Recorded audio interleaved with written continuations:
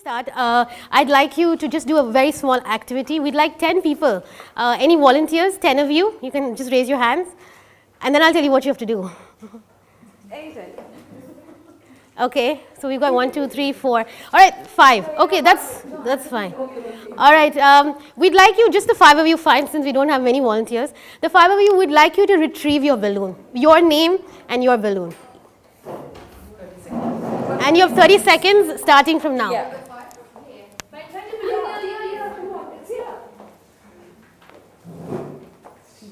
Oh, wow. That looks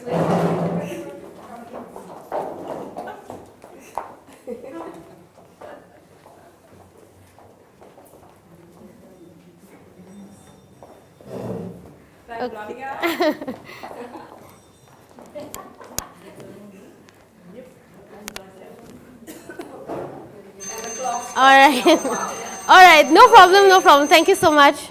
This is Nina and her balloons. Okay. All right. Apart from, I think, 2 of you who were very quick in getting your balloon, the rest of you did find it a little difficult. In a sea of balloons, you sometimes find it difficult to find yourself, isn't it? And that's what we're going to be talking about today, and how to make that search for yourself a little easier. Yeah, supposing we had to tell you, like, okay, 5 of you, now you choose a buddy amongst yourselves, or 3 or 4 of you pair up together and find a balloon. I'm sure the task would have been so much more easier. Much easier. Makes you do these daunting tasks. So today we are going to be discussing how to mentor teachers academically and socially in an environment, especially a teaching environment. Yes, before we start, I'd like, how many of you know what the word mentor actually means and where it originated from? She's good with all the tongue twisters, so just let her do this bit. Any guesses? Well, the word mentor actually comes right from Greek, and you had Homer, and you know Homer's Ulysses, and Ulysses went on a voyage, and when he went on his voyage, he left his land to his son, Telemachus. Now, Telemachus was not very sure about the nitty-gritty of running the state, and so he, the father, as all wise fathers do, gave Telemachus a friend, and his name was Mentor. And interestingly, that word has now, passed down, and we all use the word mentor to mean somebody who guides us through. Now, interestingly, Mentor and Telemachus, although they had a wonderful relationship and they could rule things in the absence of the father really well, they also had divine intervention. Now, there was goddess Athena who came down in the form of Mentor and helped Telemachus in many difficulties. Now, so the word mentor has omnipotent connotations as well. But in today's setting, the word... You can't use the word omnipotent. Yes, anymore. It's not just one person, as you all know. We've been there, done that. We've all been teachers. We've been novice teachers at some point of time. And we've had someone in our schools help us along the way. So mentoring is just about that. It's finding yourself. And it's so much more easier if you had someone to help you along the way. Someone who takes you under their wing and helps you to learn about the school, to learn about yourself, to learn about your own potential, and to discover yourself in that sea of balloons, to discover yourself there. It's essentially that. And mentoring, as in today's connotation, it's not a solitary process. It's not a one-on-one. I can't say that I am the be-all and end-all of things and I know everything, because I don't. So mentoring, and between a mentor and a mentee, it's as Dr. Karam said this morning, it's mainly the connection. It's a connection which serves as a catalyst for positive growth and change. And it's when you have that connection with that person, and not necessarily one person. It's a what do you say, a group. Like we standing here presenting to you. It's not just me alone or Nina alone. It's just a team. Mentoring is also teamwork. It's not an isolated activity. It's not solitary business anymore, because we can't claim to know it all. So we need different people along the way to help us with specific tasks and specific skills. And along that process you discover. And it's not just the mentee who's benefiting from the mentor. It's a dual process. The mentor also learns so many things from a newcomer who's so fresh, who's come just from a college or from a different environment or whatever, and who's bringing his or her own wealth of experiences to the table. And together, they empower each other and they move further, they soar towards greater heights. So that's essentially what mentoring is all about.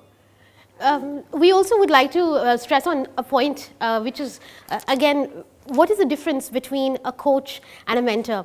Now, the word seems to be synonymous, and we have given you all a little voter, and we would like you to just do a quick test just to see how much you would be able to differentiate. Is there a difference between the two? And if there is, what are their roles? Yeah, and our IT guru, Malini, will lead you through this session. We're going to do this survey through this device. It's called the active expression device. I hope each one of you have this in front of you. Yes. Now this will tell you the buttons you will be working on. So you have the power button right at the bottom. If you could just switch on the power button. Yeah. First. Did you get it? Okay, you just get active expression 2.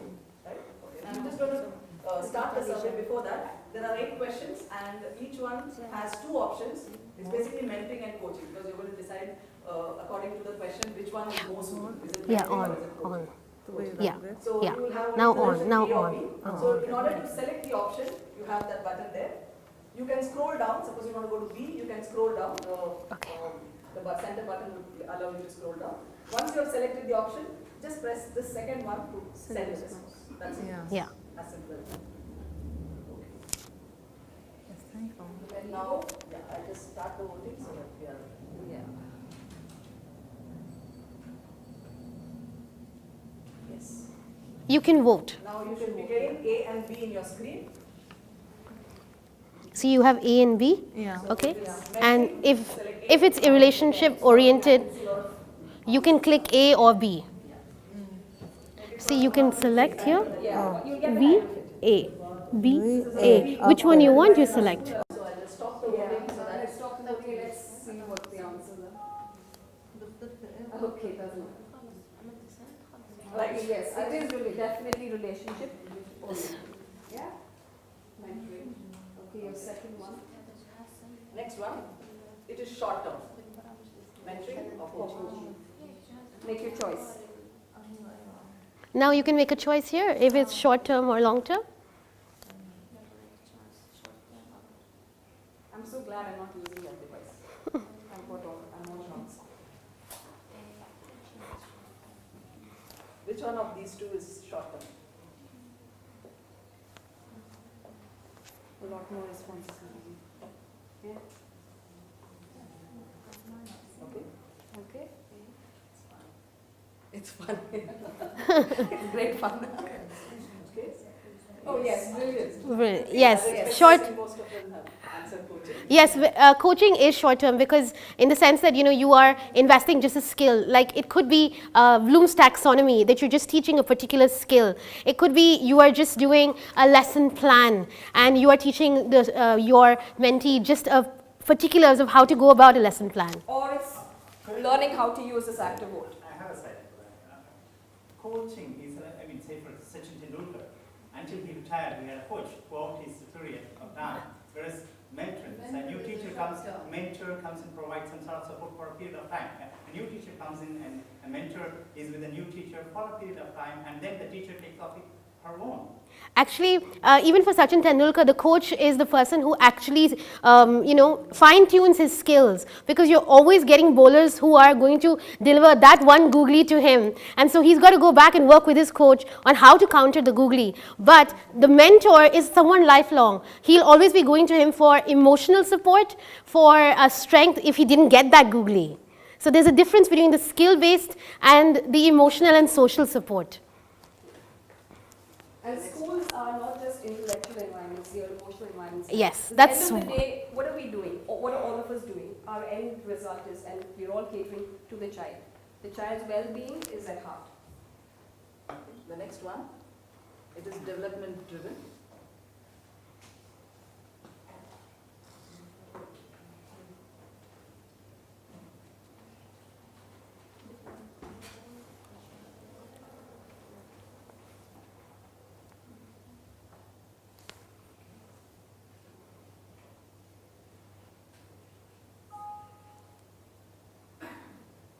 Yes. Yeah. It is a mentor is definitely the one who steers the development of the individual. And it's not just for a particular task, Yeah. but it is a lifelong process. Whereas coaching is performance driven. Next one.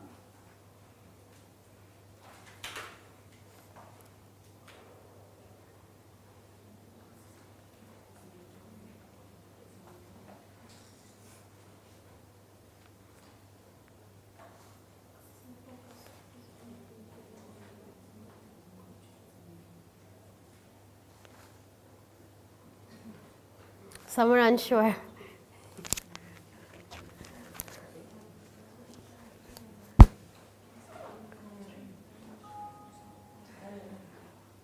Yes. You are developing the all-round persona of the person, of the individual. You are allowing him to grow as an individual, whereas a coach, again, is a performance-based. You're looking at set targets or achievements or goals for that person. Some would even boil it down to a coach gets monetary benefits, but a mentor doesn't. Yeah, not necessarily that a mentor would get financial gain. The next one. I think the portfolio of coach is also changing into a mentor only. I remember when India won the World Cup finals, I'm forgetting the name of the coach, and I went back to South Africa. Gary Preston. Yeah. Yes, yes. So what he did to get rid of that pressure which was being created by media, he started acting as a mentor. You, the 18.8% who chose A. I chose mentoring. Yeah. Because I felt that when you're saying your favor, Yeah, exactly. long-term development of Right, yes. right. your favor, but Right. I looked at it as a long-term. I'm stuck and biased. I think it's also, It's definitely for your growth, isn't it? yeah. Yeah. I think if you interpret the word bias the way ma'am has done, so I think you can see it in that way as well. But of course, a mentor would have certain prejudices towards their own mentee, because and especially in this, from our school, if we pair up a mentor and a mentee, it is along the lines of interest as well, interest in whether the person gets along with each other, and so there is a sort of emotional cohesion there, that you're comfortable with the person that you are mentoring, and and you are a mentee too. So there is a favor that exists there, which doesn't necessarily have to be there in coaching. Yes. I mean, I chose B because I think that when you're a mentor, that you should be unbiased in your approach with Right. people, because sometimes you've got to tell them things that they do not want to hear. But a coach does too, yeah. You cannot be biased in the way you deliver that. True, very true. All right, thank you, and I think that's the, No, but it's not just. yeah. I go back to that one. All right, thank you so much. But there is a very fine line between the two, and as rightly pointed out, they are bifurcating, and we do have an overlap. But what we are dealing with today is how academically and socially we would be mentoring a group of teachers in our school. Now, we would like to give you, you've already broken into teams right now, and we want to give you 3 scenarios. And you can, before we move on to scenarios, can we just ask you to pick a number between 1 and 3, this table here. Would you like to join another table maybe? Yeah. Yeah? And the lady at the back as well. Just one. Yeah, so that we have 3 teams. Just pick a number. Yeah, could you pick a number? 2, 3, and I guess you guys will have to be 1. All right? So we're going to give you, I think you have paper at your table? Yeah, there's the chart paper at your table and some markers as well. You can leave your bags, it's all right.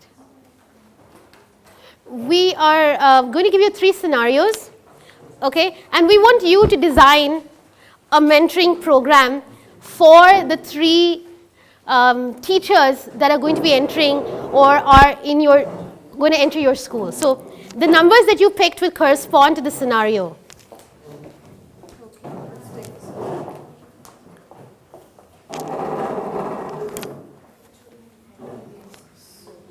Can you So see? the first one Yeah. is yours. Fresh out of college, unmarried, financial obligations back home. And asthmatic, okay?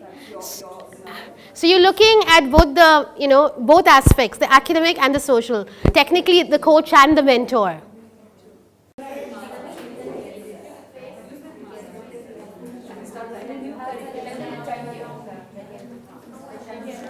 What? Let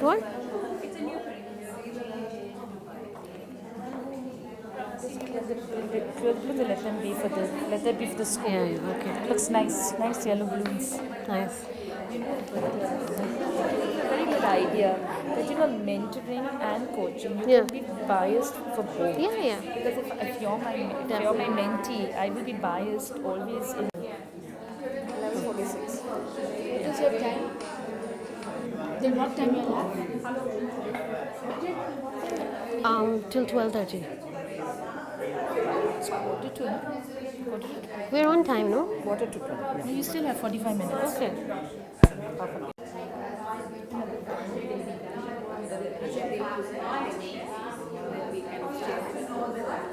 Yeah. With what then and with what works and also.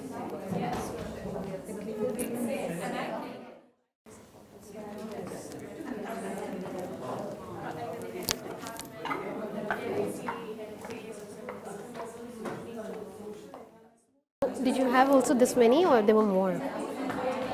First we started with 5 and 6. We delayed. Then they started coming in groups, and we did have tables are almost full. The last Table. tables were. I didn't even count. We didn't count.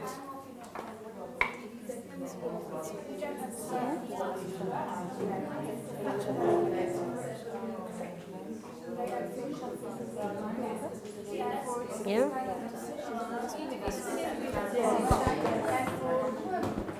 This one is Lata Suresh. She's the head. She's the primary of her school. Okay.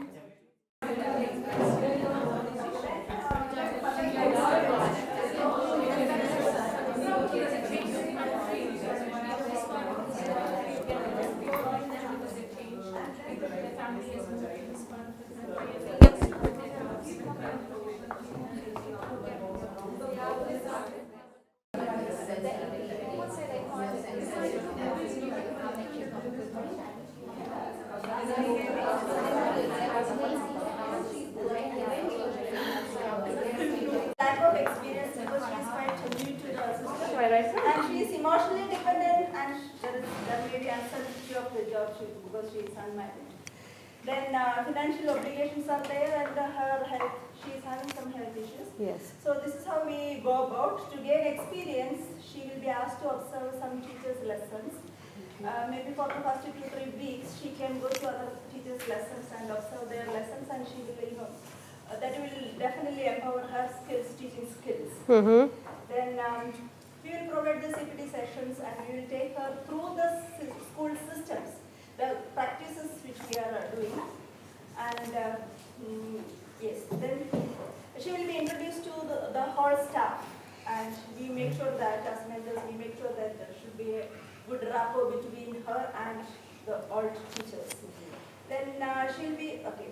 Then identify her skills because she is financially, she has some financial problems. So we will identify her skills and if she is good in any particular skill and if you have some after school activities, we can ask the teacher to go for it. Brilliant. Okay. Then, new teachers can share their ideas with all teachers because they are quite new, fresh. So fresh ideas are most welcome. Then see she's having some health problems, so insurance coverage. Very valid point. Okay. Does anyone else want to add to that? There was a study conducted in the US last year, and it talked about retention of teachers in public schools. And so not surprisingly, the first 5 years, they say, are the most dicey when a teacher can decide whether to leave the profession totally. And it all boiled down to how you mentor your teacher in order to, and there was a correlation between mentoring and teacher retention rates. So now this group has come up with a few areas where we can help this teacher sort of fit in or find her balloon, so to speak.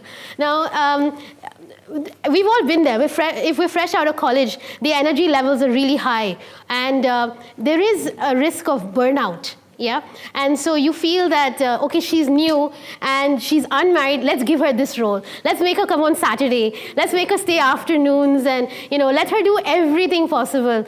And some people, like Mr. Sidney Atkins, who's not married, completely rises to the occasion and they thrive. But not everybody wants to spend every minute of their waking hour in school. So I think mentoring, we put this in particularly because of this one challenge. I think it's very interesting it's very important to realize that even though you're unmarried, you may have a life outside school. And you may enjoy that life more than school life. And so to have, I can see all these, it's, Strike that balance. right, you must strike a balance. So mentoring should also allow for the new person not to suffer a burnout and to be able to channelize these ideas at a comfortable pace. And of course, many of our teachers are financial. Some of them have financial obligations, and that's why we leave home to come to Dubai. And that becomes, like we've had a few cases because before we did this session, we sat down with our counselor and we were sort of, in our school, and we were discussing a few things. And financial obligations or financial burdens become a very pressing matter. And when you come with that financial baggage or those problems, it makes it very difficult to concentrate in class or to live up to your potential as a teacher and to deliver in the classroom or to even assist another student. So how to cushion that?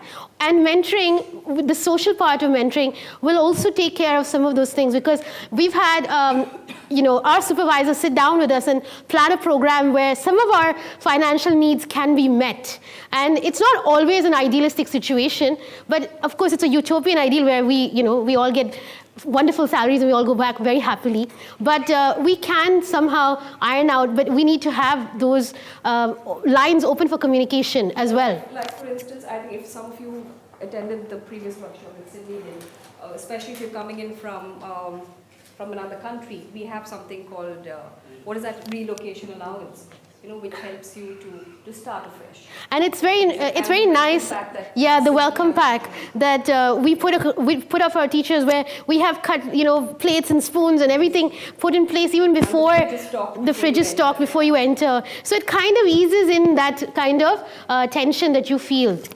And we put in a medical situation because this we felt was important because in the whole idea of inclusion right now would also mean inclusion of teachers like myself who have physical challenges. Like the only reason I did pick perhaps GEMS Modern Academy over everything else was because it had ramps. It had accessibility. I could move around the school, which was so much more important and which made such a difference because I was not worried about how am I going to get from this end of the school to the other end of the school if I had to teach somewhere. So I think the medical issues, even beforehand, because we have it in our resume or we mention it at the time of interview, they are prepared for us. And so the ease with which we come back into the teaching, the classroom, we're not carrying all that luggage with us in our minds.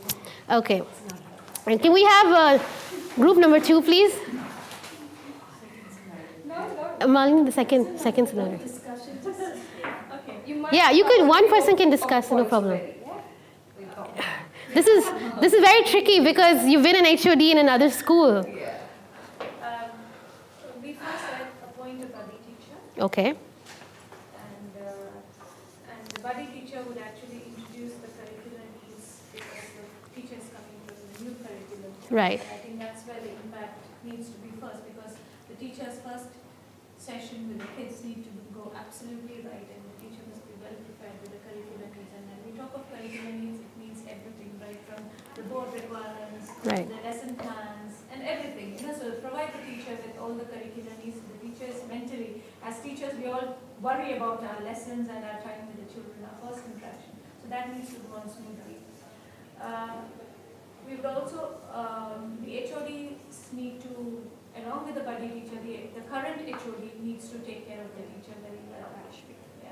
So that was the second thing. And I think the third thing we had a debate, and that was the time. Yeah. There was, we were having a discussion over that. Some of us felt that, every teacher needs to be given a position for, to be recognized for the skills that they have. Yeah, recognition. But at the same time, some of us felt that yes, this person has been an HOD. We know that she has certain skills and that she's been an HOD for 5 years. So we need to tap that leadership in her Yes. in some other way in the school.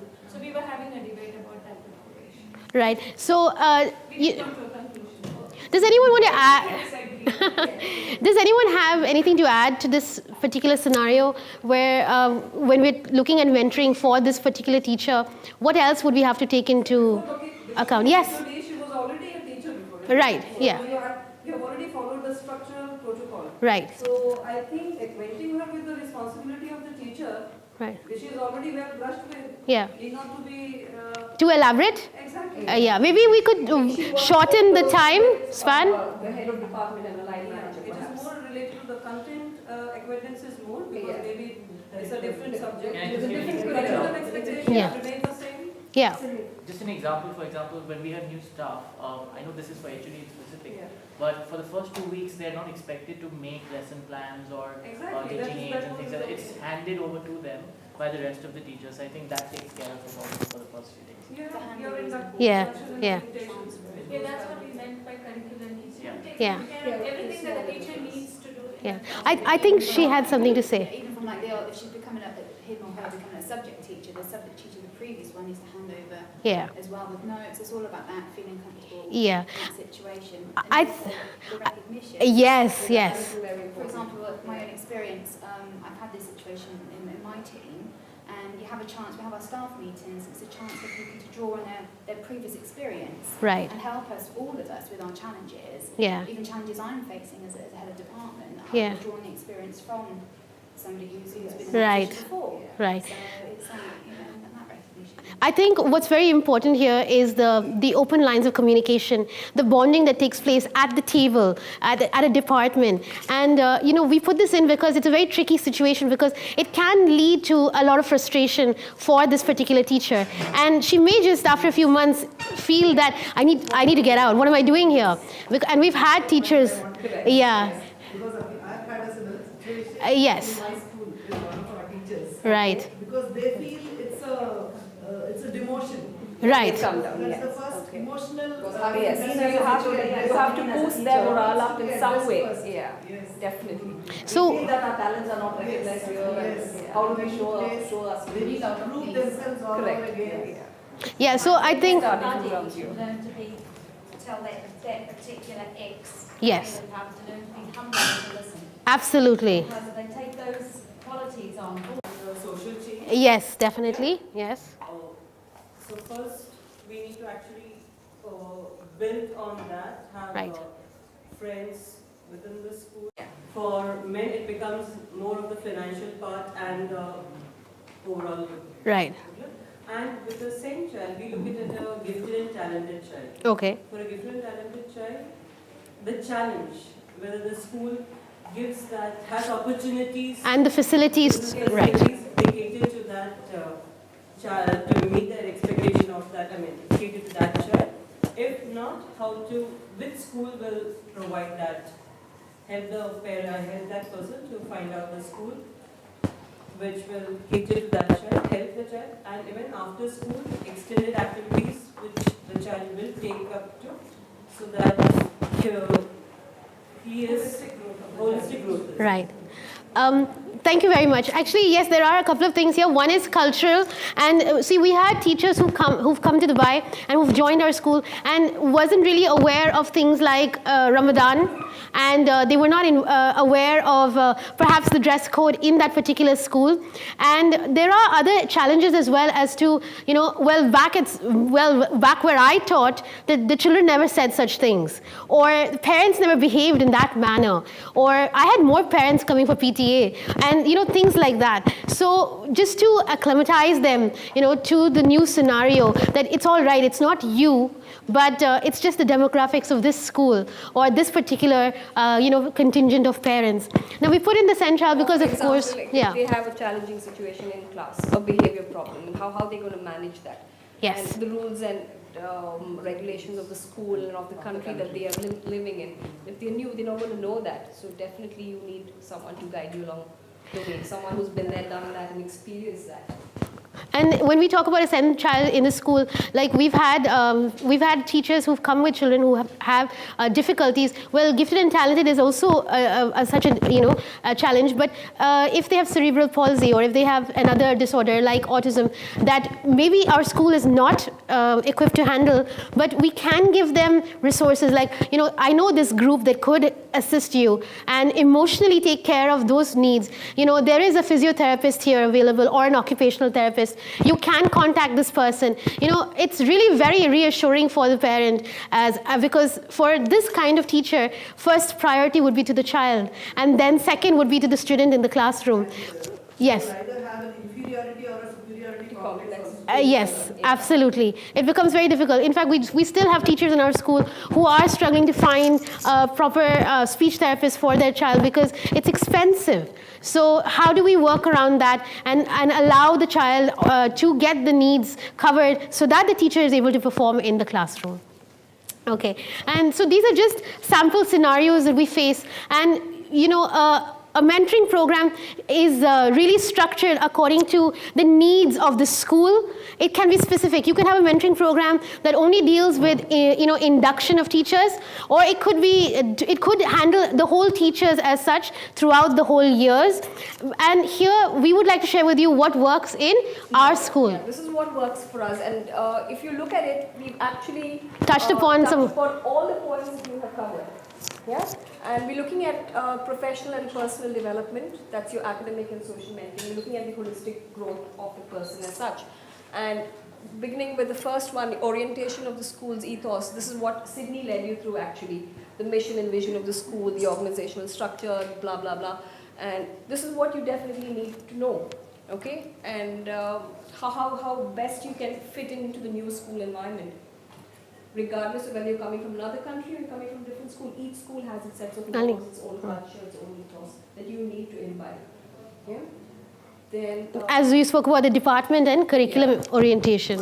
This has again come up from quite a few of us that they need to be aware of what syllabus, what is the curriculum they are going to cater to, the breakup, the weekly breakup, the syllabus breakup, and then lesson plan. Each school has their own way of planning the lesson. So what are the things to highlight in a lesson plan? And these orientations are conducted at smaller groups, with smaller groups in their departments or with the curriculum coordinator. So curriculum coordinator, the line manager. Yes. So while the previous orientation was with all the new teachers or with a bigger group, now we break up into smaller groups for the curriculum orientation or for the department orientation. So what is the assessment pattern in the school? How often are the assessments conducted? How are the AFLs and the AOLs conducted? How are the plenaries conducted during the class? And how are the learners assessed? So we have something called as VAR, the visual, auditory, the read, write, and what kind of a learner? How do you assess the learner and how do you cater your lesson according to the learner? So these are some important things we thought the department and the curriculum coordinator handles these kind of orientations. What is AFL, AFLs are nothing but the plenaries which happen during the lesson. Suppose you taught something. Now you want to test whether those concepts have just got into the children, has reached the children. So you have short activities which just test that. Like how we tested you all regarding the mentoring and the coaching, the difference. That is formative assessment. Yeah. No, formative assessment would be AOL. AFL would be the short plenaries that happen during the course of the lesson. Assessment for learning. It's assessment for learning, and the other one is assessment of learning. Yeah. Off learning may be the formative at the end of the class, but assessment for learning could be even group activity, could be just questioning. We're running out of time. So how do we assess that small concept you have taught us? It's like when you're cooking, if you keep sampling the dish as you're cooking, it's your AFL. Your end result and the biryani on the table is your AFL. Aero format is something which helps us in planning a lesson. So it's a curricular framework. Yeah.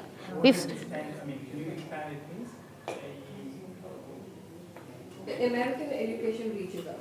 Yeah. Reaches out, yes. It's a framework. We adapted that to our curriculum. You put in what is the core content to be handled. Yeah, we don't have time. One for the gifted and talented. So you break your lesson such that you cater to the different groups in the class. Everyone needs to achieve certain target, and then what do you expect the the low achievers in your class, where do they reach? Where do the high achievers reach? It's a that's staggered done- kind of, done yeah. In the arrow format. 80% of your class will come into the core, and some will exceed your expectation, and some will be a little below the rest of the class. So how do you cater to different? Is it managed by the subject teacher or? The departments actually fill up that arrow format. It's a framework, so we just put in our curriculum according to that framework. So that is done in the beginning of the term. For the entire term, it is done. Well, we're running out of Basically time. planning the curriculum, but in that framework. Okay, then we definitely have IT training. Yeah. Yeah, this is again something which is ongoing. We don't say it's just an orientation. It's a training which is ongoing in order to get teachers on to the technology. To understand what are the latest things they can use in their classroom. Edmodo, VoiceThread. Nina uses a lot of Edmodo, and Sydney uses VoiceThread. VoiceThread a lot. And then we also have tablets in our school, starting from grade 4 to grade 8. They use tablets in classroom. So what kind of things can be done with the tablet with the children? Because the children are already quite familiar with these things, but teachers need to know, how to handle the class with the tablets, what kind of activities, what kind of apps they could look for.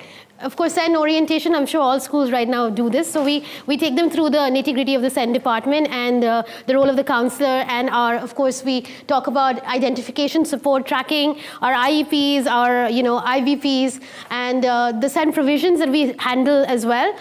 We're running out of time, so we're going through it really quickly. Simplified papers and gifted and talented program that we run in our school as well. We also, interestingly, have a community service learner program, which also they need to know about, because suddenly you will find children missing from your class because they've gone down to help other children in the kindergarten areas. BIP stands for? Behavioral plan. We also have a quality cycle, which we would like you to basically look at. Quality cycle is basically the sequence of Yeah. It's a sequence of systematic and documented cycle wherein a teacher who's new goes through this cycle before they reach the outstanding level. So I would like to draw your attention mainly to the peer observation, since we are talking about mentoring. So any new teacher, they have a peer allotted, maybe by the department, within the department. So they go and observe their classes to learn some best practices. It could be inter-department, it could be intra-department. Inter-department, for example, if someone is doing differentiation very well in the science department. So I as a teacher would like to go and see how differentiation can be done in my classes. So those kind of peer observations is something they start with. Once they are confident that they are ready now to invite an SLT, that's when the SLT comes in. So peer observation is the starting point. So as you said, so that was looked at through the coach, and here the social mentoring is taken care of by the mentor, and of course the nurturing, channelizing, all that we just spoke about. We sort of have a program in place. After school activities is channelizing. Nurturing is the open door policy that we have at school. Then you can go and speak to our line managers, to the principal at any given point of time, and the buddies that you all spoke about, all that will come under your nurturing the process. Yeah. Channelizing talents and skills is when you use your own skills. You may be good at dancing and debating or whatever, and so you get involved in the program and you better someone else at it, and you better yourself. it's Yeah. so fulfilling for you as well. Go back. Okay? Go back. And then you have your buddy program, bonding. Bonding is definitely communication, and you go for fun events with your team. It can be your department-wise, it can be school-wise, celebrations, overseas trips. In fact, I think after 6 months of Mr. Atkins joining school, he went on a trip. So he bonded really well. So next, yeah. And then, of course, the recognition, which everyone spoke about. Sometimes just a mail from the supervisor saying, great job today is fantastic. It sort of made your day. It gives you the impetus to work on. Yeah, and all this culminates in celebrating the individual. And not to sound too cliche, as Mahatma Gandhi once said, true education is to draw out the best in a child, mind, body, and spirit. And I guess education also, it's the same for us. It's the same for us. As teachers, we need to draw out the best in each other. And what you saw is actually an example of that. Nina's just been with us for 2 years. And I have learned so much. I've been there for donkey's years.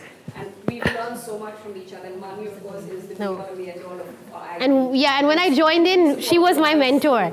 So, she would say, this is where the coffee is. Don't go to that person. Go straight to the boss. Nina, don't tell you that. Yeah, exactly. So it was a real give and take for us, and I'm sure you know, we're going to leave you with this last slide so that you can think about it.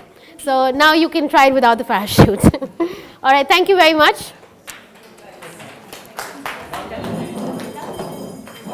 Yeah. This little boy is going to say thank you. Oh, okay. Adyan has something to tell us.